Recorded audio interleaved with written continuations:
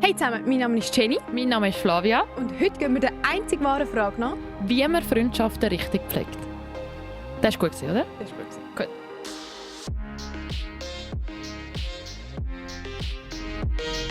Wie starten wir rein? Ins Shit and Shine.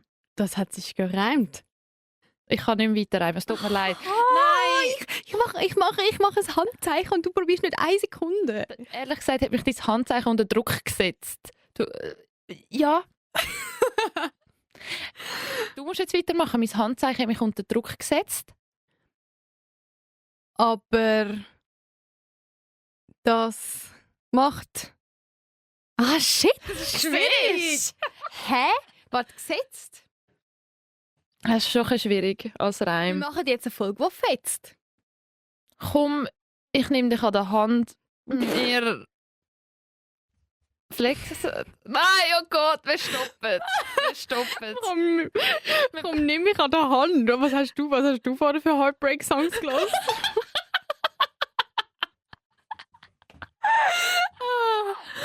Oh mein Gott, okay, gut. Okay, let's go. ja. Drum sind uns Keine Rapperinnen geworden. Rapperinnen. Rapperinnen. Keine Dichterinnen und Rapperinnen. Hey ja, nein, aber wir starten rein in die heutige Themenfolge. Aber bevor wir dazu kommen, Gibt es Shit and Shine? genau, du hast es schon angeteased. Ja, ich mache gerade den Anfang. Mhm. Und zwar finde ich es brillant, mit was für einer Selbstironie der Gen Z im Moment gerade unterwegs ist. Nicht mal unbedingt Selbstironie, aber einfach die Ironie, die sie an den Tag legt, die sie in dieser Welt aufbringt. Weißt du, was ich raus will? Nein. Dann- Doch, Pudding. Ja, genau. Ich jetzt Ja, gerade ja. fragen. In dem Fall habe ich eine Frage an dich. Wie isst du Pudding? Ja, ja. Also- Löffel und nicht Gabeln. Was? Mit einem Löffel und nicht mit der Gabel. Was? Ja? Nein. Doch? Nein. Doch? Nein. Doch! Jetzt überleg mal, was du gesagt hast. Ich esse mit dem Löffel und nicht mit der Gabel. Ah ja, aber der Trend ist ja genau, dass man mit der Gabel Oh mein isst. Gott, darum sage ich ja das, Jenny. Hä? Ich Du habe bist ja auch Gen Z. Nein, aber ich finde den Trend, ich bin nicht in dem Trend. Ja, okay, aber... ich habe jetzt ernsthaft gemeint, du meinst, dass man das mit dem Löffel macht. Ich habe nicht gecheckt. Aha, nein, ich esse aber sicher nicht mit der Gabel Pudding. Aber jetzt ist die Überleitung zu deinem Ja, Thema. also eben. Ich finde es einfach lustig, dass irgendwie das so die Runde gemacht hat im Dachraum. Und der Trend auch in Zürich angekommen ist, dort das erste Pudding mit Gabelessen stattgefunden hat. Und eben, wie gesagt, ich habe dann nachher ein bisschen geforscht, fürs Arbeiten auch noch ein Video dazu gemacht. Haben wir auch gemacht bei Watson. Wir Ja. sind an dem Pudding essen gewesen. Ja. Vielleicht du mal für alle da außen einräumen, was das eigentlich ist, also erklären schnell. Also ich glaube nicht, vielleicht für die älteren Zuhörer, wobei nein, die haben Nein, es alle gelesen in den News. Das hat jeder mitbekommen. Nein. Jedenfalls, ich erkläre es so schnell. Was hat es auf sich mit dem Pudding mit Gabel essen? Auf jeden Fall hat Gen Z, oder irgendwo in Deutschland, in Karlsruhe hat das angefangen, hat man ein Plakat irgendwo aufgehängt, wo gestanden ist, komm an unser Pudding mit Gabel essen. Datum, Zeitpunkt, Treffpunkt, Ort. Gut. Der Flyer ist irgendwie viral gegangen, weil eine Meme-Page in Karlsruhe das geshared hat. Und dann sind hunderte von Leuten an das Pudding mit Gabel essen. Und wie Gen Z halt so ist, wenn sie etwas lustig finden, macht sie TikToks dazu. 2-3 Videos dazu sind viral gegangen. Ein paar Städte haben es nachgemacht, Hamburg, Hannover. Und so ist der Trend übergeschwappt in die Schweiz, auf Österreich. Und ja, dann haben weitere so Treffen stattgefunden. Und es gibt keinen Sinn. Es gibt keinen Grund, warum. Das ist kein Aufruf für eine Spendenaktion. Das hat keinen historischen Hintergrund, nichts. Der einzige Grund dafür ist, es ist einfach lustig, etwas, wo eigentlich normal wäre, nämlich Pudding mit dem Löffel zu essen, ein bisschen anders zu machen. Und zwar in einer grossen Gruppe, alle zusammen, draussen, draussen, für fast gratis. Weil was kostet Pudding? 2, 3, 4 Franken. Ich finde es schon auch sehr lustig. Ja, und darum, ich finde es einfach funny. Und mein Schein ist eben das zusammen gepaart mit dem Fakt, dass in Zürich am 18. Oktober der erste Performative Male Contest stattgefunden hat. Das Thema haben wir auch schon in einer Folge besprochen. Mhm. Dass ja Performative Males, zur Erinnerung, sind Cis-Männer, die so tun, als wären sie feministisch oder als hätten sie feministische Überzeugungen, aber sich nur so kleiden oder die Codes verwenden, um von Frauen gemocht zu werden. Mhm. Und was ist das für ein Contest? Ein Contest, also es ist so, ich habe einen Artikel dazu gelesen von zürich.ch. Der Artikel ist von Dominik Fischer und er hat dazu geschrieben, also gemäss Bildern und so, ist es ein relativ kleiner Contest gewesen. Ich kann nicht sagen, wie viele Leute gemacht haben, das steht vielleicht im Artikel. Ich verlinke euch den sonst in den Shownotes. Jedenfalls haben so, ich sage jetzt mal, ein Dutzend Leute an dem Contest mitgemacht und es ist wiederum gegangen, wer kann am besten ein Performative Man Schauspieler, genau. Also Und das ist das Lustigste an dieser ganzen Geschichte. Weißt du, wer hat gewonnen? Nein. Eine Frau. Wirklich? Ja. In der Jury waren 2-3 Leute gewesen. Also, wo die eine ist zum Beispiel Drag Queen und hat gesagt, sie kann mega gut, sie kennt sich aus mit halt, wie es ist, mit den Stereotypen von Gender zu spielen, weil sie halt Drag Queen ist zum Beispiel. Aha. Und andere Leute, es waren einfach 2-3 Leute in der Jury gewesen, und halt andere haben mitgemacht. Und zum Beispiel der Zweitplatzierte hat zu fest feministische Aussagen gemacht und es ist zu wenig. Aber das ist doch unfair, dass jetzt eine Frau mitgemacht Nein, hat. jetzt warte doch. Der Zweitplatzierte hat dann die Jury gesagt, hat zu feministische Aussagen getroffen und ist zu wenig performativ gewesen. Also hat es zu wenig gespielt. Ja, er war zu real gewesen. Genau, er ist Wahrscheinlich echt übergekommen. Genau. Ja, Und er hat eine Freitagtasche gehabt, er hat einen Feminismus-Schlüsselanhänger gehabt, er hat einen Jutebeutel gehabt, er hat Second-Hand-Kleider angehabt. Und Also das sind alles Codes, das für ja, das ist Zürich, Okay. das ist links, das ist Vogue, das ist Okay. alternativ, das ist Mhm. all diese Sachen halt. Mhm. Und sie haben eben, wie gesagt, und das unterstreicht die Aussage, er hat zu feministische Aussagen getroffen. Das unterstreicht den Fakt, dass der ganze Event alles ist. Es geht um Ironie. Dass Ja. auch eine Frau gewonnen hat, ist ein bisschen Ironie. Also eben, also Ja, in dem Fall frag nicht alle mich. können mitmachen. Ja, ich glaub schon. never mind. Aber, Es ist einfach so, aber, nur ja. um ganz kurz den Artikel zu zitieren und um das Ganze abrunden. Ja. Ähm, Also man hat es halt auch ein bisschen mit Sarkasmus genommen, weil eigentlich ist es ja ein ernstes Thema, aber man hat es so ein bisschen auf die humoristische Weise als Contest, oder? So ein bisschen genommen. genau. Das finde ich, das habe ich amigs auch gerne. Wenn so Themen, die in der Gesellschaft nachher hure auseinandergenommen werden und kritisch angeschaut werden, einfach auch ein bisschen mit Humor so etwas gemacht wird. Genau. Und also eine, die da mitgemacht hat, schreibt, pseudofeministische Männer sind ein Phänomen, das uns alle nervt und über das wir gemeinsam lachen wollen. Vor allem gehe es darum, Spaß zu haben und einen Third Space, also einen dritten Raum außerhalb von zu Hause und der Arbeit zu schaffen, der analog und kostenfrei ist. Und ja, eben in dem Artikel wird einfach, die Quintessenz ist einfach, it's funny to make fun of it. Zusammen lachen. Genau. Es geht um Ironie, es geht um etwas Und sich zu auch ein spielen. bisschen lächerlich machen. Also, ja. Ja, und sich im Park zu treffen und eben etwas zu machen, wofür du kein Ticket brauchst, wofür du nicht 20 Stutz Ja, musst zahlen. ja. Ein bisschen Ja, das. Und ja, das, ja. das liebe ich. Ich finde, das ist cool. Es Mhm. macht Spass, Teil von dieser Generation zu sein, wenn man so Sachen liest. Weißt du? Ja, Sehe ich. Das ist mein Schein vor der Woche. Sehe ich. Schön. Ich mache mit einem Shit weiter, der auch ein bisschen unser Folgethema, das wir vorher schon gehört haben, einleitet. Und zwar, ich mache mit Freundinnen tausche ich mich sehr viel mit Sprachmemos aus. Vor allem mit Freundinnen, die ich halt nicht oft sehe. Heisst vielleicht einmal in 2 Monaten, einmal in 3 Monaten. Also, seht ihr euch? Ja, genau. Und sonst halt Memos, wo jetzt nicht einfach 20 Sekunden, sondern halt so 3 bis 7-minütige. Und 3 bis 7-minütige Memos. genau, Wie oft? Was für ein Rhythmus? boah, ganz unterschiedlich. Ganz unterschiedliche Dynamiken, je nach Thema. Also je nach was jetzt gerade bei mir abgeht. Und bei mir war eben jetzt gerade der Shit gewesen. Es ist gerade ein bisschen viel in meinem Leben passiert gewesen. Und dann habe ich halt auch mit vielen Kolleginnen Memos, also halt separat, austauscht. Und die Memos kommen ja nicht gerade instant zurück. Also weißt, manchmal tut man vielleicht nach 3 Tagen antworten, Kollegin. Die andere tut eine Woche warten, dann warte ich wieder eine Woche. Ja.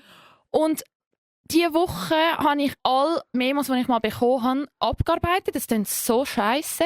Aber ich habe wirklich Anschiss und Stress gespürt, um die Memos zu hören. Dabei höre ich meinen Kolleginnen ja gerne zu, was sie erzählen. Ja. Aber ich war so, ich habe eigentlich so frei viel gehabt. To-dos. Ja, ich habe einen freien Abend gehabt und bin so also, jetzt höre ich die Memos. Und ich bin so nachher so ich will ja eigentlich, Ja, ich kenne es. Also weißt, du willst ja dann wie auch ganz aktiv zuhören, gut zuhören. Du willst Genau. auf das alles, was gesagt wird, Bezug nehmen. Wenn du zuhörst, fallen dir ganz viele andere Sachen ein, zu denen du auch noch etwas sagen willst, zu denen du noch etwas fragen willst.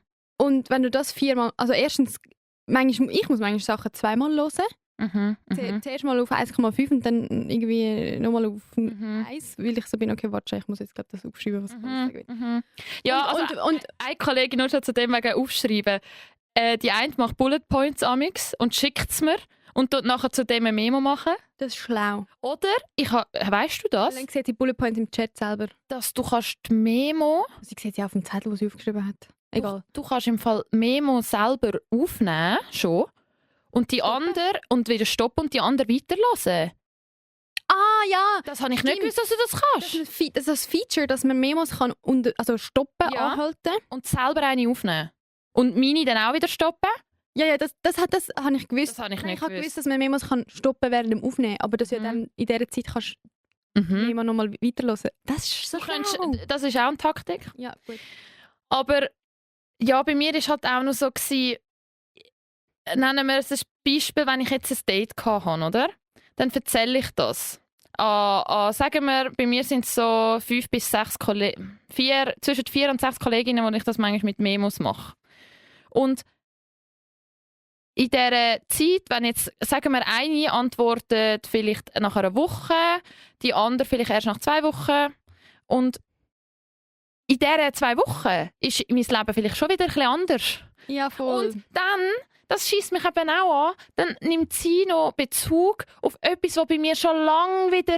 Weil sie sich Zeit nimmt, das zu kommentieren, was du erzählt hast, und das ist schon lange passé. Ja, also weißt, ich nehme es ihr nicht übel, dass man das... Sonst kann ich auch anrufen, wenn ich direkt in Ding bin, weißt. Ja. Aber weil ich merke so, ich lebe wegen diesen Memos mehr in der Vergangenheit, gefühlt, weil ich jedes Mal wieder Es holt dich zurück, von ja. den Kolleginnen höre, so, ja, aber das habe ich schon auch nicht so nice gefunden. Dabei ist das jetzt schon... Es ist dir mittlerweile egal. Ja, ich habe das schon wieder halb, weißt. Aber 2 Fragen dazu. Ja. Erstens, Du merkst, ich bin aufgelöst. Ja, ich Und kann gerade sagen, meine es nervt Freundinnen dich. da draussen, ich liebe euch, aber eben, es ja, nervt. das wissen sie. Ja, trotzdem. Ich habe Ja, nein, es mega ist, genervt. es ist ein Struggle, wo vielleicht nicht alle kennen, Ja. aber ich kann auf jeden Fall relaten. Ja, du machst ja auch Memos, oder? Nicht mehr so wie auch schon. Aber eben, vielleicht kannst du noch mal kurz beantworten, wieso hast du Anschiss? Verstehe ich das richtig? Du hast Anschiss, weil du das Gefühl hast, es zieht dich mehr in die Vergangenheit und die Verzögerungen nerven dich. Das ist ein Anschiss, genau, dass ich erstens auch mich muss wiederholen muss. Mhm. Also, ja, eigentlich am besten mache ich einen Gruppenchat. Ganz ehrlich, aber nein, Ja, dann ist das, auch... das sehe ich auch, dass das anstrengend ist, wenn du 7-mal das Gleiche musst erzählen. Das hast du mir auch schon gesagt, als du mal von der Ferien zurückgekommen bist. Ich bin etwa die dritte Person, die du deine Ferien erzählt Ich hast. habe dir einfach ein Memo weitergeleitet. Ich so, sorry, ich habe es ihr Nein, erzählt. bei mir hast du noch gesagt, bei mir hast du glaub, wieder Lust gehabt, zum erzählen. Ich Ich weiss habe auch schon gesagt, sorry, du bist die 7., die fragt. Ja. Also ich sage einfach eine random Zahl. Du bist die 7., die fragt. Ich mag es gerade nicht nochmal erzählen. Ja, aber das ist dann auch so. Also eben, Ja, weil ich finde es dann eben schade, wenn ich merke, ich tue es dann noch so runterrattern. Ja. Also erstens kann ich dann nicht wirklich so erzählen, wie ich es erzählen will, mit den Emotionen, wie ich es gefühlt habe, mit Ja. den Details. Ja. Sondern ich erzähle es dir mehr so, damit du weißt, dass du wie... erzählt hast. Und Genau. die andere Person ein bisschen up-to-date Und dann ist. erzähle ich dir lieber mal, wenn ein bisschen Gras darüber gewachsen ist und ich wieder die Energie habe, um es so zu erzählen, wie ich es erzählen will. Genau. Und was du jetzt gesagt hast, einfach so runterrattern, das ist mir eben dann auch so. Eigentlich erzähle ich von einem Abend zum Beispiel sehr gern. Aber Vielleicht es klingt nicht so. der ersten 2 Personen. Nein, es fühlt sich auch nicht so an. Ich bin auch schon auf dem Sofa gehockt, habe so ein Memo gemacht, zum 6. Mal erklärt, wie jetzt das Date war. Und ich habe es nur noch runtergerattert. Und dann bin ich habe es selber gemerkt, ich so, boah, was mache ich? Ja. Es ist so schade. Auch, Ja, also es klingt auch behämmert. Also weißt, wenn du von etwas, ja, weiß auch nicht, du bist enthusiastisch, hast Spass gehabt und dann erzählst du es so völlig lustlos. Und du weißt ja, wie ich bin, wenn ich so, wir haben beide ein sehr grosses Mitteilungsbedürfnis. Das ist halt auch so, Leute da draussen, die zuhören, die halt das Bedürfnis haben, die verstehen uns gerade 0,0. Ja, vielleicht nicht, ja. Aber ich... Bitte kommentiert das mal, geht es euch auch so? Ja. Also ich meine, das meine ich jetzt wirklich aus vollstem Interesse. Ja, das meinst du hoffentlich alles, was du da draussen fragst. Ja, aber nur weil das gerade so tönt hat, da hole ich noch das Engagement mit. Nein, aber so, das interessiert mich wirklich. Mhm. Ist das ein Nischenphänomen oder beschäftigt das viele Leute? Ja. Also mich beschäftigt jetzt weniger das Thema Memo, zu viel Memo, sondern mehr das Thema, wie kann ich Freundschaften pflegen, Kontakt aufrechterhalten, wenn man sich nicht oft sieht. Wie machst du das? Ja, ich finde eben, ich bin eine grosse Freundin, und das ist auch ein Stereotyp, was mich nervt. Ich bin eine grosse Freundin von Telefonieren. Das Stereotyp, das mich nervt, ist, Gen Z telefoniert nicht mehr gern. Aha, ja. Ich telefoniere super gern. Mhm. Ich muss einen Termin machen. Perfekt, ich rufe lieber schnell an. Mhm. Ich muss etwas verschieben. Ich rufe schnell an. Ich muss etwas abklären. Ich rufe schnell an. So, wenn ich schreibe, nein, das sammelt sich in meinem Kopf an, das gibt Stau.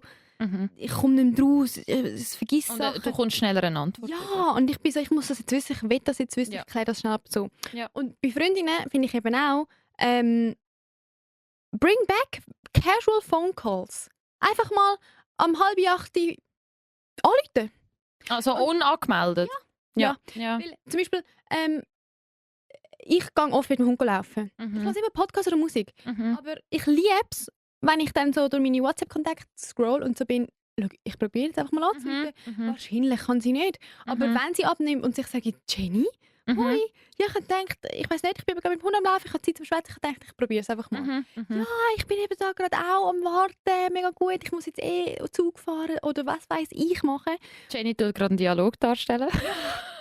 Und dann denke ich so, ja, perfekt. Ja, Und ja. weißt, dann redest du 20 Minuten Mhm. und das lange dann einmal auch schon, um sich irgendwie updaten oder ein bisschen wissen, was einem gerade beschäftigt oder zum irgendwie, eben, statt dass ich ein 7 Minuten Memo mache, wo die andere Woche lang rausschiebt, weil sie 7 Minuten lang ist, Mhm. telefonieren wir doch lieber rasch 15, 20 Minuten und hast ein bisschen ein Hin und Her gehabt, ein Back and Forth, wo ein bisschen spannender ist als 2 Memos. Ja, Weißt, sehe ich. ich bin Freundin von Bring Back Casual Phone Calls. Ich habe mir da auch aufgeschrieben, aber wahrscheinlich, um mein Dilemma ein bisschen zu lösen, ich habe mich, glaube ich, ein bisschen überhäuft mit Memos. Ich glaube, ich muss auch mehr telefonieren. Oder was ich auch schon geschrieben habe, ist so, hey, sorry, ich bin gerade so am Prokrastinieren, Leute zurückzuschreiben, ich melde mich bis Ende Woche. Mhm. Und dann habe ich schon mal kommuniziert, Leute, I'm stressed, aber I'll get back. Wieso rede ich so viel Englisch? Ich sage dann einfach so, sorry, ich bin gestresst, Mhm. ich komm noch zu dir. Ich habe dich die nicht Woche. vergessen. Bei mir ist Genau, ja, Amix das ist doch eine- super. Ich habe dich nicht vergessen, ich schreibe dir noch. Ja, ist auch eine, die letztes Mal meine 7 Minuten Memo hat sie gesagt, hey, ich höre es die nächsten Tage, Punkt. Und weißt du, voll easy. Also ich nehme es. Aber wenn ich ein direktes Ding brauche, dann rufe ich schon Das an. ist ein Ding. Kontakt. Sorry, eine Meinung einholen oder wenn Ja, ich gerade Trost. voll hyped bin, dann greife ich glaube auch zum Telefon, also zum Handy, Zum Hörer. zum Hörer, symbolisch gesehen. Aber wie, was ist denn, weißt du, wenn ich jetzt eben ein Date hatte, jetzt nur mal zu dem, ich rufe ja dann nicht gerade am nächsten Tag die eine Kollegin an, dann am zweiten die andere. Also, weißt, Ja. es ist so, und wenn ich Oder was ist, wenn du so würdest machen? Wie so ein unadressierte Memo. Nein, das ist auch so unpersönlich. Ich hasse Freundinnen, die mir Memos, wo ich merke, sie sagt, also mir hat eine Kollegin auch schon gesagt, hey, schau, ich habe genau das Gleiche schon ich leite es dir weiter. Und irgendwie habe ich das im Fall nicht gern. Ja, aber dann bist du das Problem. Weil Ja. du kannst ja nicht sagen, du willst nicht 7 personalisierte Memos machen, aber findest es auch nicht gut, wenn du sagst, hoi, nur rasch, ich habe gerade so ein gutes Date gehabt, ich wollte das gerade erzählen, bla bla bla bla bla bla. Ja, Also, es ist schon ein bisschen, ich sehe schon den Punkt, aber vielleicht müssen wir uns auch einfach nicht alle nicht so wichtig nehmen von weißt du, was ich meine? Zum Beispiel jetzt, wenn du mir würdest eine Memo schicken Ja. ohne persönliche Ansprache, einfach Ja. das Date mit XY ist gerade so gut, Aber dann würde ich das hören und mich nicht fragen, wem hat sie das sonst noch geschickt. Ich würde das Nein, hören logisch nicht, aber und würde zurückschreiben und würde mich für dich freuen. Weißt du, was ich meine? aha, ja, aber ich habe schon Memos Ist doch bekommen, wo egal. ich gewusst habe, wo der Name gefallen ist. Aber dann, und es Ja. steht weitergeleitet. Wenn aber- du etwas schickst Ja. und das dann weiterschickst, Ja, ja. steht nicht Ja, sehe ich. steht nicht weitergeleitet. Aber du hast mir zum Beispiel auch schon mal gesagt, Mann, wieso hast du mir das nicht erzählt? Weißt du, und wegen nicht zu wichtig nehmen. Ja. Du bist ja dann auch enttäuscht, wenn ich dir mal etwas vergessen, in Anführungszeichen, erzähle. Ja. Ja, da, Also ja, in dem Sinn hätte ich mich gefreut, das früher zu erfahren, aber wegen dem mache ich dann auch kein Fass auf, weil Nein, du es mir nein. jetzt heute erzählst, statt letzte Woche. nein, safe. Weißt? Ich habe mich aber auch schon gefragt, wegen so Oversharen. Vielleicht muss ich auch einfach nicht mehr so viel mitteilen. Und dann? Also wo? Meine Freundinnen direkt, weißt, aber dann ist das Problem, wenn ich die Hast du Freundin, nein, aber nicht, wenn ich, aber theoretisch, das ist jetzt, wenn ich theoretisch, sagen wir mal, von dem Date nicht erzähle und ich die Kollegin in einem Monat sehe, dann haben wir so viel zum Aufholen. Ja, dann kannst du am besten den ganzen Tag reservieren. Ja, und dann lebe ich wieder voll in der Vergangenheit. Weißt du, was ist mein Dilemma? Alter? ja, Das ist- ja. Weil- Und weisst, also die grosse Frage ist jetzt von mir an dich. Wie fest tust du deine Freundinnen an deinem Leben teilhaben lassen? Und weißt du, so alle Updates, dass sie auf welchem Stand. Weißt du, was ich meine? Ja, also verschiedene Gedanken dazu. Mhm. Erstens, ich erlebe es regelmäßig, dass Leute sagen, ja, ich sehe auf Insta, was du so machst, oder Ja. ich sehe mir auf Insta, was du machst, oder so. Und es hat mich auch schon, der Satz hat mich auch schon gestört, weil ich gedacht habe, du darfst nicht denken, dass alles, was du von mir auf Insta siehst, dass das alles ist. Mhm. Also hoffentlich denkt das niemand, weil ich tue ja viel mehr nicht teilen, als ich teile. Mhm. Und auch, ich fände es mega schade, wenn Leute mich gewisse Sachen nicht mehr fragen würden, weil sie sich anhand von Insta ein für sie genügendes Bild machen. Ja, oder sie Annahmen treffen. Ja, Ja. das hasse ich, das hasse ich wie die Pest. Mhm. So, auf Insta mag etwas aussehen, oder ich habe auch schon Leute müssen sagen, hey, du hast dir das im Fall völlig falsch zusammengereimt, weil das ist im Fall gar nicht so und so gewesen. Mhm. Oder das habe ich im Fall zeitversetzt gepostet. Oder Geld, nur ich da abgesehen habe und das ist im Fall nicht, also weißt, Mhm. einfach, und das finde ich wiederum mühsam, weil ich so denke, ich will mich eigentlich nicht müssen dafür erklären, was ich auf Insta teile und wieso ich es dort teile und bla bla bla, einfach so. Wusste ich ja nicht. Sie fragen ja dann auch nicht, weil, Ja. weil sie das Gefühl haben, Nein, das aber- weiß ich ja schon. Aber mehr so, was hast du mich gefragt? Eben, à dass viele dann schon, also wie Ah. updated, Wie ich Freundinnen updaten. oder Also- nein, wie wichtig du das findest, Freunde Ja, up to date ja, zu behalten, in ich deinem finde- Leben, an deinem also, Leben teilhaben zu mir- lassen. ich tue das irgendwie an so einem Gefühl messen. Nämlich mein Gefühl, also ich habe so ein inneres Gefühl von, habe ich gerade zu dieser Person einen Draht. Jetzt gerade. Genau. Mhm. Und wenn ich das Gefühl habe, Mhm. dann fühle ich mich wohl, Mhm. wie wir gerade kommunizieren. Zum Beispiel mit der einen tue ich alle 2-3 Wochen telefonieren. Und Mhm. ich habe das Gefühl, ich habe einen Draht zu ihr, weil ich weiß Bescheid und ich weiß, dass sie das nächste Mal wie wieder alles erzählt und so. Und zu den anderen habe ich weniger vielleicht Kontakt und dann habe ich das Gefühl, der Draht ist weniger da. Und dann schreibe ich aber, hey, ja, ich habe das Gefühl, ich fühle mich nicht mehr so verbunden oder ich habe das Gefühl, ich weiß gerade voll, was bei dir los ist, erzähl mal oder so. Mhm. Also irgendwie, aber ich habe auch schon das Gefühl gehabt, erst kürzlich sogar, dass die eine Kollegin und ich so ein bisschen den Draht verlieren eben. Habe ich auch gerade. Und dann, Mhm. es ist irgendwie auch darum gegangen, wir sind viel am Hin- und Herschreiben gewesen, wegen Daten. Und ich habe vor allem von ihr etwas erwartet. Also ich bin wie von ihr am Warten gewesen auf eine Antwort. Mega lang, weil es ist auch noch Was darum für eine gegangen, Antwort? auf ein Datum. Weil es Mhm. ist auch noch darum gegangen, dass ihr Freund kann und ich kann schon mitteilen, wenn das wir können. Also sprich der Luca und ich, Mhm. mein Freund und ich. Und es war wie so, gewesen, hey, es sind schon 3 Wochen vergangen, seit du gesagt hast, du kümmerst dich darum. Dann habe ich geschrieben, hey, es macht mich im Fall ein bisschen traurig, dass es so schwer scheint, ein Datum zu finden. Mhm.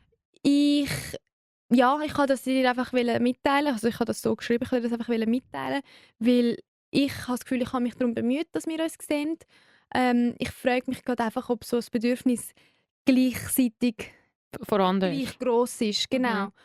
Weil ich verstehe völlig, das ist ja auch genau auch so ein bisschen der tricky Part, dass man in einer Freundschaft ein bisschen die Augenhöhe findet, auf der man sich treffen will. Also ich meine so zum Beispiel eben die Frequenz, der Rhythmus. Ja, und das ist ja bei jeder Freundschaft individuell. Genau. Ja. Erstens und zweitens, vielleicht will die eine Person die andere gerne noch ein bisschen näher im Leben haben. Ja, das ist für auch die andere ist das das noch ein Bedürfnis anderes eigentlich... Thema, ja. Oh, das finde ich auch so schwierig. Und jedenfalls habe ich dann wie so gesagt, hey, bei mir kommt das gerade irgendwie nicht so an, dass du dich darum bemühst, mich zu sehen. So ein bisschen das ist. Und was ist dann gekommen? Nachher ist gekommen, hey, zuerst mal eine Erklärung, warum das so lang geht. Und das ist etwas, ich habe dann geschrieben, hey, ich habe das grösste Verständnis für das. Für mich wäre es einfach schön gewesen, das zu wissen. So das. Ja. Und weiss man nicht den Grund? Kannst du da etwas sagen? ja, es bringt nichts, Aber wenn ich das jetzt schreibe. aber es war nicht der Grund gewesen, ich habe keine Zeit gehabt, ich hasse den Grund. Allgemein. Wenn jemand sagt, ich habe keine Zeit. Nein, es ist Okay, nicht um das gut. gegangen. Ja, okay. Es ist um OP-Termin gegangen Okay. und so. Ich Ja, weiss ja. gar noch nicht, an welchem Ja, ja. Wochenende das ist und dann kommt Okay. drauf an. So. Mhm. Und dann bin ich so gewesen, verstehe ich mega. Ja. Und wegen dem bin ich dann auch nicht böse. Ja. Aber für mich wäre es schön gewesen, das zu wissen, Ja. weil ich habe mich wie vergessen gefühlt. Ja. Das habe ich dann so gesagt. Ich habe das Mhm. so kommuniziert. Und die andere Person hat das dann auch mega wertgeschätzt, dass ich Mhm. ihr das gesagt habe, weil sie ist so gewesen, good point, danke, es tut Mhm. mir leid. Und nein, mein Bedürfnis ist auch um. Und dann ist für mich das komische Gefühl von, Ja. hä, was Ja, ist ja, ja. los? Und den Fehler bei dir suchen vielleicht Ja. auch nicht. Und schade und Ja, hä? ja. Und das Gefühl ist dann wie in Luft aufgelöst. Mhm. gewesen. Das ist so schön gewesen. Da bin ich so Mhm. gewesen, schön, das Szenario, das ich denke, ist gar nicht. Ja, ja. Und das ist schön, oder? Mhm. Aber eben dann gibt es auch so Momente, wo man so ist, ich weiß nicht, ob wir wirklich so auf der gleichen Wellenlänge sind. Mhm. Mhm. Das finde ich, auf das habe ich auch keine Antwort. Ich weiß nicht. Was man dann macht? Was man macht, wenn das Kontaktbedürfnis ein bisschen unterschiedlich ist. Ja, das vor allem. Ich weiß nicht, ob es auf die Frage eine abschließende Antwort gibt. Nein, wir haben ja mal eine Freundschaftsfolge gemacht wegen Schlussmachen in Freundschaften. Das ist ja dann ein anderes Ding. Ja, das ist ein anderes Ding. Das ist wie, dort haben wir darüber geredet, wenn der Fall klar ist, dass man mit jemandem nicht mehr befreundet, was sagt man, was macht man. Das war auch eine spannende Folge gewesen. Aber da in der, was wir jetzt besprechen wollen, ist ja, wie pflegen wir Freundschaften. Also ich habe zum Beispiel mal von dieser Methode gehört, dass eine schickt der andere immer am Sonntag Fotos von ihrer Woche und tut in einer Memo das kommentieren. Das finde ich geil. Das hatte ich auch ein Zeitchen gehabt, wo eine, ja, das haben wir unausgesprochen, hat sie angefangen 12 Fotos zu schicken, ein Memo dazu, fertig. Ja. Und dann ist noch nice, kann man das ja. zurückmachen. Kann man 5 Fotos zurückschicken und dann 2 Minuten Memo zurück. Oder jetzt mal angenommen, du und ich bin nächstes Jahr in Amsti und mal angenommen, wir hätten den Podcast nicht. Dann schickst du mir das. Dann antworte ich dir vielleicht 2 Wochen nicht. Ja, Du ja. schickst mir mittlerweile schon die nächste Portion Ja. Fotos mit Memo. Dann, ich würde dann das hören, Freude haben und würde dann einfach noch auf die zweite Bezug nehmen. Wäre doch easy. Ja, ja.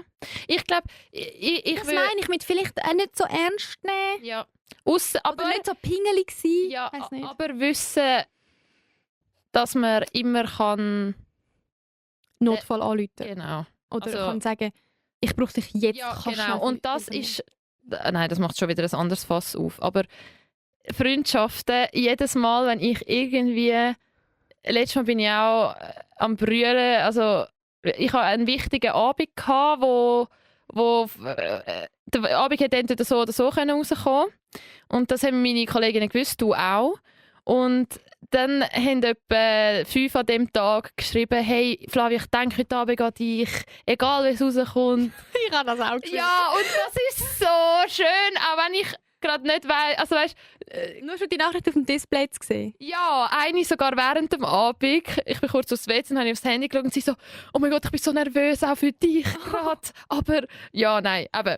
Aber ich habe zum Beispiel gewusst, am nächsten Tag. Ja, warte. Willst du erzählen? Ja, Jenny war geil. Weil, ja, jetzt geht es wieder ums Update. Weil ich habe natürlich dann müssen updaten. Alle haben am nächsten Tag gewusst, Genau. wie geht es gerade der Flavia. Ja, und Jenny hat sehr smooth gemacht. Kann ich da aussen empfehlen. Für, ja, einfach, auf jeden Fall hat sie geschrieben irgendwie, und wie war es? Und dann eine Umfrage, Daumen auf, Daumen runter. Und da musste ich nur ankreuzeln.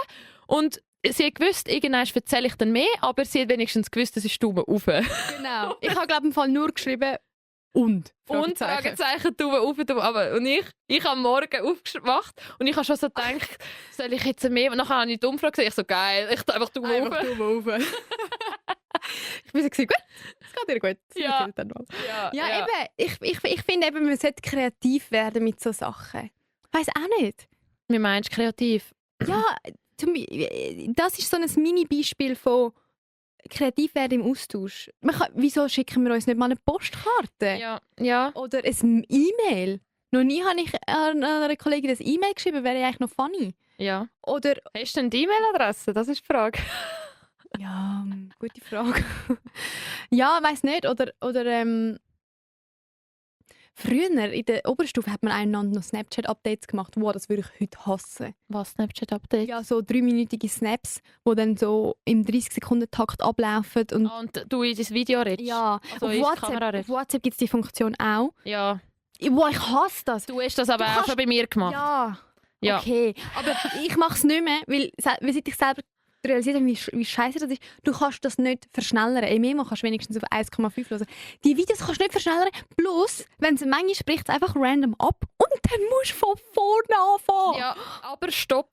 Das ist eigentlich hure respektlos, wenn man Memos von Freundinnen einfach schneller lässt, damit es schneller vorbei ist. Ist doch hure schade, wenn wir jetzt zusammen reden. Würde ich nicht auf 2 tun, weil ich will ja mit dir reden. Und ich sehe, weißt du, was ich meine? Ja.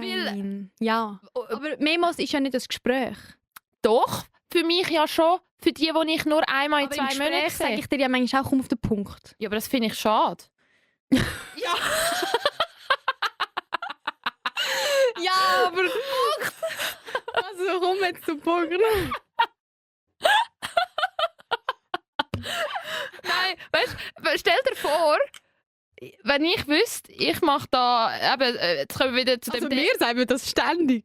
Was? Nicht ständig. Das ist auch schon besser als früher. Aber wenn wir uns jetzt nur einmal in 2 Monaten sehen und du würdest mir sagen, komm auf den Punkt, dann bin ich so alt, wir sehen uns vielleicht sicher nicht, komme ich auf den Punkt. Ja, fair. Ja, okay. Weißt das so. Dann wär's ein bisschen wir haben einfach so viel zusammen zu tun, dass wir irgendwann mir so, ja, also weißt, also ja, hebt wir sind schon langsam wie so ein Ehepaar. Ja. Nein, aber das finde ich eben dann manchmal, wenn ich wüsste, dass andere Kolleginnen mich auf 1,5 hören, wenn ich gerade vom Date erzähle, denke ich mir so... Aber vielleicht nimmst du dich jetzt auch einfach ein bisschen zu wichtig. Ich nehme mich sehr wichtig bei solchen Sachen. Dann erwarte ich, dass man nicht das beim Arbeiten lässt oder so, sondern dass man entweder im Zug hockt, eine Kollegin geht amigs laufen und dann sich bewusst sagt, so, ich tue jetzt der Flavia ihre Memo hören. Okay, auf 1. Okay, dann darf es dich aber nicht stören, wenn sie das erst nach einer Woche macht. Nein. Und du dich dann zurück in die Vergangenheit gezogen fühlst. Genau, das ist mein... Sorry, jetzt habe ich einen Stift plötzlich in der Hand. Genau, das ist mein Problem. It's me. Ja, I'm the problem. Mein Problem ist ja eben nur wegen dem... Ja, ich muss das Gefühl können ablegen. Ich rede ja... Schau, wenn ich dir einen Tipp geben darf, probier mal das mit Telefonieren. Gell? Wirklich. Und auch so mit der einen Kollegin zum Beispiel klappt es nie spontan. Never. Und wir haben jetzt einfach abgemacht, einmal, wenn wir telefonieren. Gut, sie wohnt auch im Ausland. Schwierig, wir können es nicht einfach so sehen. Aber das ist super. Also könnt ihr dann, wenn ihr telefoniert habt, gerade das nächste Telefonat machen? Nein, das wäre noch besser. Aber zum Beispiel, jetzt, das letzte Gespräch ist eine Woche her und ich schreibe ihr jetzt dann wieder, hey, wenn wir echt in 2-3 Wochen noch mal telefonieren, ich schlage den und den Abend vor. Weil ich plane dann auch, weißt, nicht FaceTimen, ist auch gut einmal. Wieso nicht FaceTimen? Weil ich tue zum Beispiel mega gerne dann nebenbei meine Nägel machen. Kannst du ja trotzdem. Ja, okay, ja, fair. Aber irgendwie in der Wohnung umeinander laufen, weil ich meine Wäsche wasche. Es ist einfacher, wenn ich nicht ständig mein Handy mitnehmen muss. Aber das ist doch auch wieder schade, dass du nicht einfach mal anhockst und bewusst dir Zeit nimmst. Ich tue dann nicht die 1,5 Stunden, wo wir reden, nur die ganze Zeit nebenbei Sachen machen. Aber vielleicht die ersten 20 Minuten, das, was ich gerade mache, ich will schnell fertig machen und dann bin ich... Und also ich merke an mir selber, wenn ich abgelenkt am Telefonieren bin. Ja, ich auch. Und wenn das passiert, dann höre ich aber definitiv sofort auf. Weil ich finde, das ist auch respektlos, wenn man wie merkt am anderen Ende vom Hörer, die Person ist irgendwie Nein, nicht das ist ja ganz wie bei dabei. einem Gespräch, wenn jemand mit mir Augenkontakt oder so immer rumschaut und ich so «Hallo». Da bin ich. Ja. Ja, genau. Also dann nein. Dann mache ich schon, höre ich schon auf mit dem, was auch immer ich nebenbei mache. Mhm. Aber das eben, Faktor Zeit ist einfach scheiße. Es klingt bescheppert, aber manchmal fehlt wie Zeit. Aber eben, man muss sich die Zeit einfach nehmen. Ja. Indem, dass man es abmacht. Ich hasse wirklich. Indem, dass man es abmacht oder spontan darauf eingeht. Wenn man einen spontanen Phone Call bekommt, sich findet, mal, ich gehe jetzt schnell raus. Ja. Ja. Ich verstehe schon, dass nicht jede Person beim Arbeiten das kann. Und du musst auch merken, manchmal du musst, ich hatte jetzt eine Kollegin, die ich noch nicht mega lang engeren Kontakt habe. Ich habe gewusst, sie hat einen Breakup gerade gehabt. Ja. Und ich habe diese Woche mir so frei behalten und ich habe wirklich in Anführungszeichen keine Zeit gehabt für andere, weil ich mir Zeit für mich eigentlich nehmen. Aber ich habe gewusst, jetzt ist der Moment. Jetzt braucht es... Jetzt... Bringt nichts, wenn du nächste Woche fragst. Wie geht's? Nein. Jetzt sage ich, hey, komm heute Abend vorbei. Weißt du, so zum... Ja. Und jetzt haben wir gerade wieder keinen Kontakt. Also weißt, es ist einfach, manchmal muss man auch im Moment einfach da Das sein. Momentum greifen, ja. Und Ja, voll. aber für das muss man halt wissen, wie es der anderen Person geht. Und dann, weißt du, wegen Updaten und so. Ja. Aber ich weiss auch, dass ich an einer Kollegin immer anrufen kann, wenn ich sie jetzt 2 Monate nicht gehört habe. Weißt, das weiss ich auch. Aber trotzdem weiss die nicht gerade genau, wie ich mich fühle, wie eine andere Kollegin, die jetzt gerade die letzten Wochen alles hautnah mitbekommen hat mit meinen Memos. Ja. Weißt, dann ist wie so... Ich kann jetzt nicht genau folgen, welche Mein Kollegin was, aber ja. Weißt du, so... Einfach unterschiedliche Freundinnen sind auf unterschiedlichen Ständen. Aber Ja. das ist normal. Ich Ich glaube, das weiss ist eine Illusion. Das ist eine Illusion, dass immer alle gleich, nah, Aber mir gleich, ist... aktuell... Ich glaube, ich habe einfach Angst. Es macht mir einfach Angst, dass wir... Ich habe schon recht Angst, dass Freundschaften sich auseinanderleben. Ich habe sehr das Vertrauen, dass sie... Mir sind Freundschaften so wichtig, dass wenn ich nur ein bisschen merke, jetzt auch wieder bei den einen, wie du auch gerade jemanden gehabt hast, wo du das Gefühl hast, es ist eine Distanz, dann habe ich gerade Angst. Dann bin ich so, Jetzt muss ich etwas machen. jetzt, ja, ich Ist habe... nicht mehr gut. Nein. Aber hast du denn nicht ein Urvertrauen bei gewissen Freundschaften? Selbst wenn ihr euch 3 Monate nicht hören würdet. Nicht Und ihr würdet sehen, es wäre wie wenn ihr euch vorgestern das letzte Mal gesehen hättet. doch, aber ich habe jetzt zum Beispiel dieser Kollegin geschrieben, ein bisschen aggressiv vielleicht, ich so, lebst du noch? Und nachher ich so, wie geht's dir so? Und dann hat sie geschrieben, hey, gerade nicht gut und so Sachen. Und dann bin ich aber so gewesen, oh Mann, Das habe ich voll verpasst. ich hätte doch wollen, Was dass denkst ich du das früher, also weißt du, dass sie vielleicht, Mhm. dass ich das nicht so erfahre, sondern so, dass weißt, ich gehe halt auf die einen zu und sage, Ich glaube, ich kann gerade es geht mir sagen, nicht gut. Ich kann gerade sagen, ja. das ist der Unterschied. Du bist sehr proaktiv. Ja. Also so, du bist sehr proaktiv und vielleicht habe ich auch darum das eine Mal dort gesagt, das hast du mir gar nicht erzählt, weil ich so bin, hey, warum hat sie mir das nicht Ja. an mich herangetragen, so. Ja. Ähm, Von nichts. Genau. Aber das habe ich auch, zum Beispiel bei der Freundin, die ich vorher gesagt habe, dass ich ihr gesagt habe, ich fühle mich vergessen. Mhm. Sie ist auch nicht die, die Sachen an mich heranträgt, Ja. sondern wenn wir uns sehen, erzählen wir es uns. Mhm. Und ich würde mir wünschen, dass sie das machen würde, weil es mich bei ihr mega interessiert und weil ich es wissen will und weil mich wundern, wie Sachen weitergegangen sind. Also, dass sie von sich selber, oder? Genau, So aber erzählt. ich weiss, oder ich habe jetzt wie akzeptiert, dass sie nicht so ist. Mhm. Und das kann ich nicht ändern. Ja. So fest ich es mir wünsche oder so fest ich selber so bin. Das ist Mhm. einfach so. Mhm. Und das hat aber nichts damit zu tun, wie gern sie mich hat. Ja, ja. Und es hat auch nichts damit zu tun, wie wichtig die Freundschaft für sie ist. Sondern sie ist einfach zum Beispiel wenig am Handy. Sie ist einfach die lieber fragt, wann sehen wir uns wieder und es mir dann erzählt. Ja, ja, ja. Und dann will ich mir wegen dem auch nicht Sorgen machen, sondern das habe ich jetzt wie nochmal realisiert.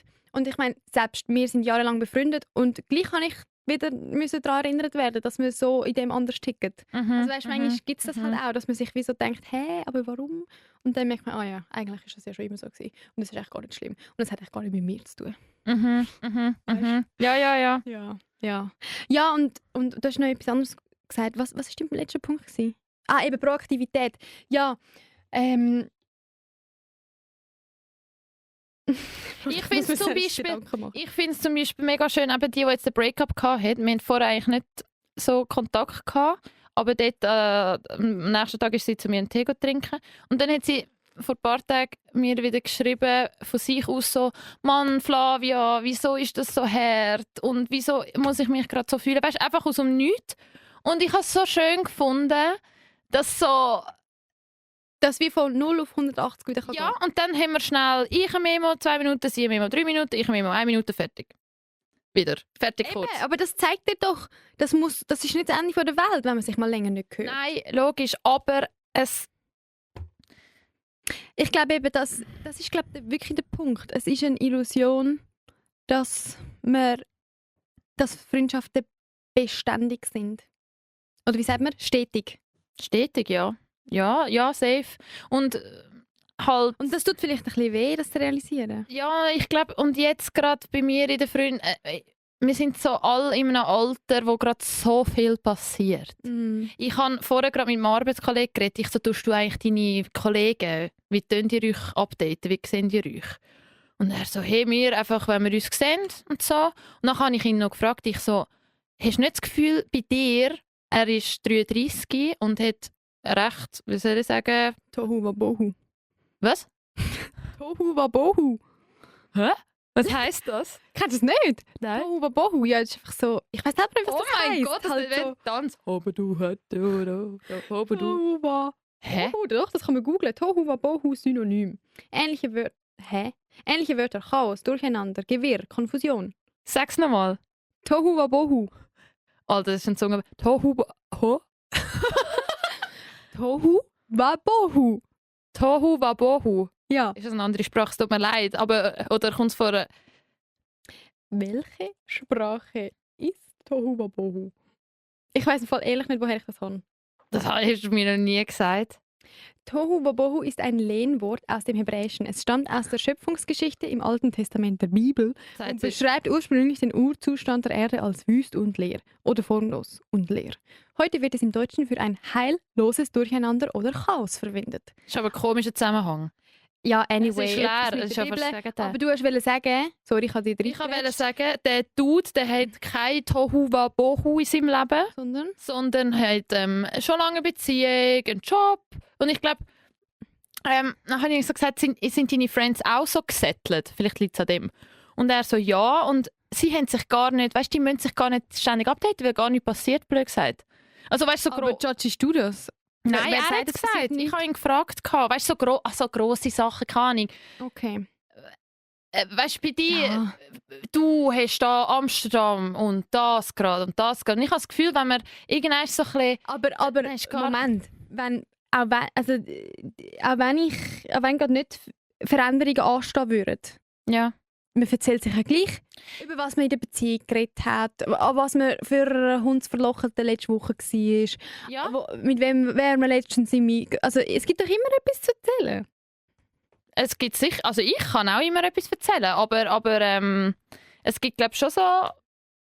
Also meine Schwester ist zum Beispiel so. Weißt du, wenn sie jetzt Familie und so alles sagt, sie mich so, ja du, es gibt eigentlich nichts Neues. Und ich so, Ich hasse das Narrativ, weil das tönt so, das stempelt Familie und Beziehungsleben als so eintönig und langweilig ab. nein, aber ich sage ihr dann auch, nein, es ist... nur weil bei mir gefühlt, weil ich als Person mich jede Woche gerade anders fühle und dich jeden Tag neu erfindest. und gerade alles ein bisschen am Schwanken ist, heisst nicht, dass bei dir, nur weil du musst das nicht Vielleicht- vergleichen, genau, weißt? genau, Ich habe das Gefühl, es wird genau. so vergleichen, weil ich habe halt immer, weil so viel läuft und das habe ich Ja. ihr dann auch gesagt. Viel ist relativ. Was heisst schon, es läuft viel? Was heisst das schon? In meinem Kopf, du weißt gerade nicht, wie verwirrt mein Kopf ist, Jenny. Wegen Zukunft, wegen Daten, wegen du gehst, nein, also ich brülle jetzt im Fall nicht, es ist nicht, aber wir können schon mal machen. Okay. Aber du hast Kopfhörer an! Wow, ist doch egal. Das Kabel ist gar nicht so... Aha. Ja, aber Mann, das wäre jetzt schön gewesen, hätte ich den wirklich gebraucht. Aber in dem Fall ist das gar nicht so drauf. Ich habe genau gewusst, Jenny hat jetzt gedacht, that's the moment. Nein, aber du willst so... Also ja. Aber warte schnell. Ja. Willst du jetzt den Punkt noch ausrollen? Wählen. Die Tohuwabohu im Kopf. Also mein Tohuwabohu einfach schnell zusammenfassen. Meine Ausbildung ist Ende Februar fertig. Ich weiss, Du meinst so, konkret? nur ganz nein, ich sage Okay. nicht konkret. Ich sage nur schnell, die ist einfach gleich fertig. Ja. Ich muss mich jetzt entscheiden, was ich nachher mache. So ein bisschen wie Jenny. Musst dich auch nicht entscheiden. Doch. Du kannst doch auch mal diesen Tag werden lassen. Schatz, ich muss nächstes Jahr alles selber zahlen. Okay. Oh, ich wohne nicht mehr daheim. Ich muss jetzt, also bis jetzt habe Okay, ich, ja, ich verstanden. also ja, wenn ich jetzt, ja genau, das. Ja, und sonst halt, Also deine grosse Frage ist, wie mache ich nächstes Jahr Geld? nein, ich habe ja auch Lehrspart, aber ja, nein, welche Richtung geht's? Nein. Ja, also so ist mein Hirn gerade. Mhm. Ja, und ich werde halt auch ständig jetzt gerade in der Ausbildung gefragt. Jetzt kommen langsam meine Chefs und sagen, und? Was denkst du? Was willst du? Was ist das? Und ja, es ist so, ich mag eigentlich gar nicht mehr darüber reden, aber es ist wie... Darum finde ich gut, dass du den Punkt angerissen hast. Ich frage einfach amigs, das ist amigs meine Frage. Wenn letztes Mal habe ich mit einem geredet, der Maschinenbau studiert hat und Jetzt zum Beispiel, nur schnell, ich mache schnell eine Klammer auf. Ja. Jetzt zum Beispiel frage ich mich gerade, was dein Punkt ist. Klammer zu. Weiter. Du hast ja den Maschinenbau... Genau, das ist doch jetzt spannend, Ja, dass aber du ich nicht bin weißt, was angeht. Ja, aber ich bin gespannt. Also gut, Klammer zu. Und er hat gesagt, ja, jetzt ist er im Beruf, also jetzt schafft er dort. Und ich so, und, kannst du dir vorstellen, der bleiben? Er so, ja, jetzt bleibe. Also das ist meine Anstellung. Und ich so, wie fühlt sich das an? Ich frage dann immer so, wie fühlt sich das an, wenn du so bist, dort bin ich angekommen. Weißt du, oder angekommen, ja, so, dort ist ein unbefristeter Vertrag. Wie fühlt sich das an? Weißt du, ich habe bis jetzt immer... Und dann? Was hat er gesagt? Er so, ja, es fühlt sich Sicherheit, es fühlt sich geil an. Und dann du so? Ich so, geil für dich. Ich will das auch irgendwann haben. Aber noch nicht jetzt. Ja, ich habe es noch nicht, aber ich will ja das schon auch haben. Ja. Ich weiss eben nicht, ob ich jemals das Gefühl von jetzt bin ich angekommen, jetzt bin ich fertig, ob ich das jemals haben will. Ist doch geil. So ein bisschen streben. Ja, wenn ich einen Kaffee hätte, dann Wanderlust. will ich auch nicht immer, dann wüsste ich ja auch, da könntest du das noch machen und das noch machen, das Event, und dann ist es auch nie gleich. Aber wenn ich mir jetzt also ich könnte jetzt auch nicht, eine Kollegin von mir hat jetzt so eine Anstellung und sie hat letztes Mal auch zu mir gesagt, bin ich jetzt 20 Jahre da? Ich glaube, so etwas könnte ich mir auch nicht vorstellen, weißt? Aber Ich so, sag dir, Spoiler, nein, bist du nicht. Du bist Anfang Mitte 20, ja, du glaubst, du hast deinen Job gefunden, aber nein, du wirst nicht dein Leben lang dort verbringen. ich weiss Vielleicht schon. denkst du das die nächsten 5 Jahre und vielleicht denkst du... Ja, Schatz, aber das sind wieder Zukunftsängste, wo ich Eben, denke, aber- ich will eine Familie irgendwann Aber du haben. sagst Mit mir doch- 30 gehe ich nicht komplett in eine andere Richtung. Doch! Weil, Schatz, wir sind schon 24. Schon, ich bin erst 24. Ja, nein, jetzt gerade bin ich im Ding, dass ich Ich weiss schon nicht, 24 bin. Wer oder was dir das Hirn gewaschen hat, aber du bist erst 24. Flavia Kelly. Ja. Ja. Ja. Punkt. Gut. Jetzt gehen wir über zu Wir haben Flavia fragt Jenny Judge. Wir haben nicht mal ein Language School gemacht. Oh Mann, das tun wir nächstes Mal. Aber das ist doch gut. Okay. Dafür haben wir Tohu gelernt. Tohu Wabohu, das ist wirklich... Oh mein Gott, ich will wir den machen Merch haben mit Tohu Wabohu. Ich mache eine Umfrage auf Spotify. Wer kennt Tohu Wabohu? Das nimmt mich jetzt Wunder. Ja, also ich sage nicht Dass mal... du das eigentlich nicht kennst, wundert mich nicht so. Also sorry, also Frag mich, ob es andere Menschen ich gibt wie sage, du. es gibt 8%, die vielleicht wissen, dass Tohu Wabohu ist. Nein. Nein, also ich habe das noch nie gehört. Ja, schauen wir mal. Auf Aber jeden ja. Fall. Flavia Du- fragt. Jenny Judge, du musst dich schnell in die Situation begeben. Du hockst in einem Kaffee am Laptop und du hast einen Kaffee nebendran. Ich trinke einen. Ja, also er ist eigentlich fertig. Okay. Aber du bist noch am Laptop. Ja. Da kommt die Kellnerin und nimmt einfach den Kaffee mit. Wie findest du das? Ok. Nein! Mal. Nein! Weil wenn ich am Laptop bin, bedeutet das, ich habe heute keinen Arbeitsplatz gefunden, wo ich mich chillen kann. Ja, du, ja. Darum brauche ich einen Ort. Ja. Und ich bin sehr dankbar, dass du mich nicht fragst, ob ich schon wieder 57 für einen Kaffee ausgeben will und mich einfach arbeiten lasse. Das Aber- will ich denken. Sie hat einfach so so ist es mir am Mittag gegangen. Ich habe mich auf die Folge vorbereitet. Dann habe ich da meinen Chai, der fertig so, ist. Unverschämtheit. Nein, Wenn ich einen Kaffee hätte, dann würde ich meinem Personal sagen, sie müssen jedes Mal beim Abräumen fragen, ob sie noch etwas wollen. Genau. Oder halt, du tust doch nicht. Also eben, entweder fragst, willst du noch etwas? Weil ich bin nachher quasi gefühlt nackt dort gehockt. Nackt? Doch, für mich. Bitte. Sorry, ich habe so ein schlechtes Gewissen, wenn ich ohne Getränk irgendwo noch hocke. Ja, dann hol dir ein Gewissen irgendwo. Dann Nein, dann das ist ja nicht, fragst das ist du ja nicht, mich. das ist ja nicht dein Bier. Also, mal, ich verstehe schon, du bist dort zum Konsumieren. Ist eigentlich schon easy, wenn man dich fragt, willst du noch etwas? Ja. Also, Ja, aber dann beim nächsten Mal Ich bin durchlaufen, dann- hat sie auch nicht gefragt. Also, nein, weil es ist eben Selbstbedienung. Du ja, stellst dann- vor, ja, logisch hat sie nicht gefragt. ja, aber dann Was lass soll, doch sie dich was soll sie dich fragen? Jetzt sind wir wieder ein bisschen Ja, das ausgerastet. stimmt. Was soll sie dich fragen? Möchten Sie noch mal einen Kaffee? Dann musst du Sagt Führer Flavia, ja. bestellen. Dann sagt sie, okay, gehen Sie Führer bestellen. Hä? Bringt Ich auch weiss, nichts. das ist komisch, aber ich habe mich halt nachher schlecht gefühlt. Ich so, ja, jetzt meinen vielleicht ja, jetzt meinen Nein, die, also ich jetzt- konsumiere noch gar nichts. Nein, jetzt Und bei bist so du wirklich Assi aber und- das juckt kein Mensch. Ich weiß schon, aber wenn ich amigs Leute sehe, die nichts konsumieren und mit dem Laptop sitzen, dann denke ich mir so, du kleiner Ficker. Nein, wirklich. Weil, ja, das ist einfach unverschämt. Und ja, wahrscheinlich wäre ihr Gedanke gewesen, dass ich halt nochmal für einen etwas bestellen. Genau. Ja, aber Fertig. ja. Aber Ich habe, das Lustige ist eben, Unverschämt. ich habe schon mein Flavia fragt Jenny Judge habe ich schon aufgeschrieben gehabt. Dann ist das passiert und ich so, das müssen wir ändern. Jetzt Das nimmt es mich müssen wir wundern.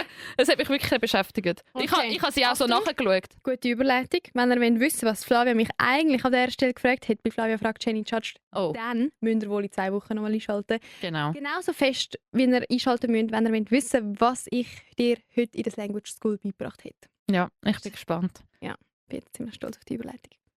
Aber ja, Ich hasse Leute, die sagen, ja, das hat kaputt gemacht, oder? Ja. Dass ich gesagt habe, das war gut gewesen. können wir amigs... Schneiden wir das raus? Nein. Nein. Aber Mann. nächstes Mal... nächstes Mal, wie so als Kind so... Nächstes Mal, wenn es eine gute Überleitung gibt, sagen wir es einfach nicht.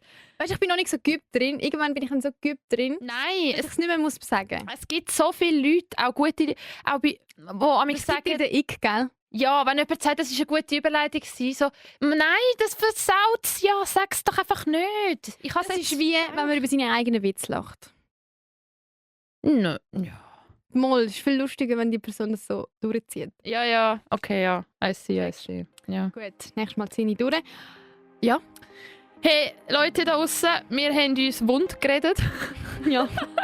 Wir gehen jetzt unsere Stimmbänder abkühlen. Oh mein Gott, ich Und, hoffe, ich habe nicht zu laut geredet, es tut mir immer leid. Mal hast, aber ist kein Problem. Okay, danke. Man ist sich gewöhnt von uns. Ja. Und ja, an dieser Stelle danke vielmals fürs Reinlassen. Folgt uns auf Insta, folgt uns auf Spotify, bewertet uns mit 5 Sternen, wenn ihr das noch nicht gemacht habt.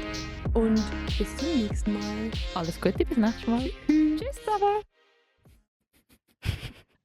Ich liebe es, wenn wir vorher waren. Jetzt haben wir kurz ausgerastet. Warte, stopp! Wir wollen noch ein Ding machen.